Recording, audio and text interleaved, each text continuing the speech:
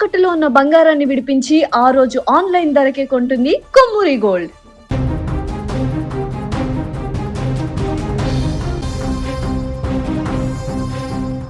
తమిళనాడు రాజకీయ చరిత్రలో మునుపెన్నడూ లేని విధంగా ఒక కొత్త శకం ఆరంభమైంది. దశాబ్దాలుగా ఏలుతున్న ద్రవిడ పార్టీల కోటలను బద్దలు కొడుతూ దళపతి విజయ్ నేతృత్వంలోని తమిళగ వ్యతిరేక జగం టీవీకే ప్రభంజనం సృష్టించింది. అయితే ఈ చారిత్రాత్మక విజయం వెనుక కేవలం తమిళ ఓటర్లే కాదు, పొరుగు రాష్ట్రానికి చెందిన మన తెలుగు ప్రజల పాత్ర కూడా అత్యంత కీలకంగా మారింది.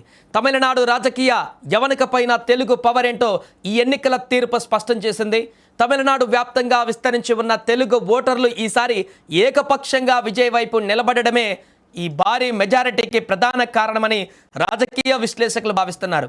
రాష్ట్రంలోని మొత్తం ఓటర్లలో దాదాపు 20% మంది తెలుగు మాట్లాడే ప్రజలు ఉండటం విశేషం. ముఖ్యంగా రాజధాని చెన్నైతో పాటు తిరువల్లూరు, కాంచీపురం వంటి కీలక జిల్లాలలో తెలుగువారి ప్రభావం అత్యధికంగా ఉంది. గతంలో వివిధ పార్టీల మధ్య చీలిపోయిన ఈ ఓటు బ్యాంక్ ఈసారి మాత్రం మార్పు కావాలనే నినాదంతో విజయ్ బాట పట్టింది. చెన్నై మెట్రో రీజియన్లోని మెజారిటీ స్థానాలలో టీవీకే అభ్యర్థులు ఘన విజయం సాధించడంలో ఈ వర్గాల మద్దతు స్పష్టంగా కనిపిస్తోంది.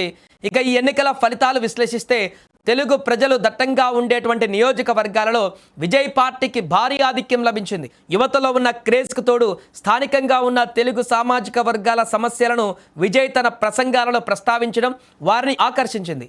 అటు అధికార డిఎంకే, ఇటు అన్నా డిఎంకేలకు ప్రత్యామ్నాయంగా విజయ్ను చూడడమే కాకుండా ఆయనలోని చిత్తశుద్ధిని తెలుగు ఓటర్లు నమ్మారు. ఫలితంగా దశాబ్దాల ద్రవిడ రాజకీయ సమీకరణాలు తారుమారయ్యాయి.